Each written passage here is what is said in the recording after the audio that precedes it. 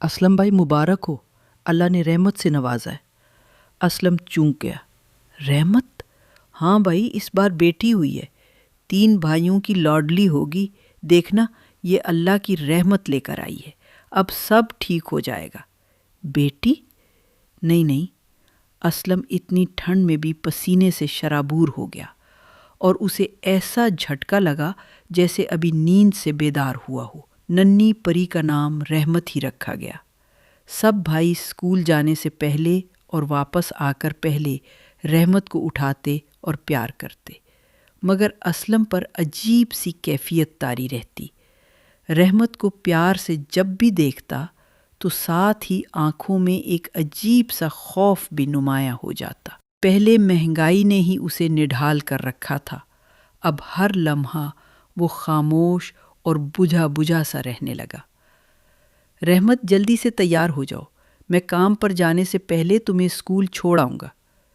چھوٹی سی رحمت school uniform میں پری جیسی لگ رہی تھی۔ اسلم کو آج جلدی کام پر جانا تھا، اس لیے وہ رحمت کو جلدی اسکول چھوڑنے گیا۔ اسکول میں ابھی کوئی نہیں آیا تھا، صرف چوکیدار اور مالی موجود تھے۔ رحمت کلاس میں بیگ رکھ کر گراؤنڈ کی طرف جانے لگی۔ اچانک کسی نے اسے دبوچ لیا۔ وہ خوف زدہ ہو گئی۔ وہ ہاتھ پاؤں مارنے اور چیخنے لگی، مگر آہستہ آہستہ اس کی آواز کم ہوتی گئی اور پھر خاموشی میں بدل گئی۔ اسلم ایک دم چیختے ہوئے بیدار ہوا۔ اس کا جسم پسینے میں شرابور تھا۔ اس کی بیوی اس کی حالت دیکھ کر گھبرا گئی۔ وہ فوراً رحمت کی طرف دوڑا، مگر رحمت سکون سے سو رہی تھی۔ اسلم اسے دیکھ کر بھی اپنی کیفیت سے باہر نہ آ سکا۔ اس خواب نے اس کی پریشانی میں مزید اضافہ کر دیا۔ صبح بچے اسکول کے لیے تیار ہو رہے تھے۔ اسلم نے ٹی وی آن کیا۔ رحمت کی ماں، ناشتہ لے آؤ، مجھے دیر ہو رہی ہے۔ ٹی وی پر ایک خبر زور و شور سے چل رہی تھی۔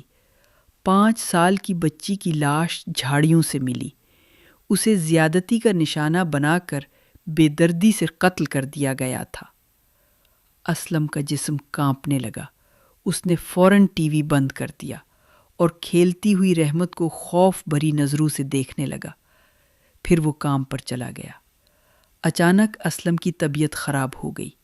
اس نے چھٹی لی اور جلدی گھر واپس آنے لگا۔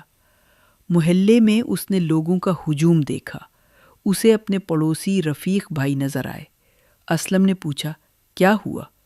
رفیق بھائی نے کہا، یہ منور بھائی کی بیٹی کا معاملہ ہے، جس کی شادی 6 ماہ پہلے ہوئی تھی۔ جہیز نہ لانے پر سسرال والوں نے اس پر بہت تشدد کیا۔ وہ ہسپتال میں ہے، ہم سب اس کی مدد کے لیے جا رہے ہیں، پھر تھانے بھی جائیں گے، بس دعا کرو، اس کی حالت بہت نازک ہے۔ اسلم کی پریشانیاں اور بڑھ گئیں۔ وہ تیزی سے گھر کی طرف روانہ ہو گیا۔ گھر پہنچ کر وہ چارپائی پر بیٹھ گیا۔ اس کا دماغ مختلف خیالات سے بھر گیا تھا۔ اسے ہر طرف سے آوازیں سنائی دینے لگی۔ کہیں ایک معصوم بچی ظلم کا شکار ہو رہی ہے، کہیں کالج جانے والی بیٹی کو ہراساں کیا جا رہا ہے، کسی پر تیزاب پھینکا جا رہا ہے، کسی کو نوکری کا جھانسا دے کر استحصال کا نشانہ بنایا جا رہا ہے، کسی بیٹی کو لالچ کی وجہ سے قتل کر دیا جاتا ہے اور کسی کو جہیز نہ لانے پر سزے سزداتی ہے۔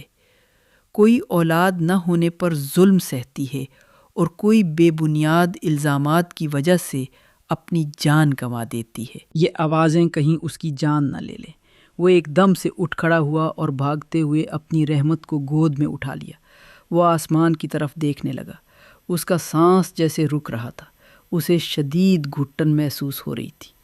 آزاد وطن میں آزادی سے سانس لینے کا خواب خواب ہی رہ گیا تھا۔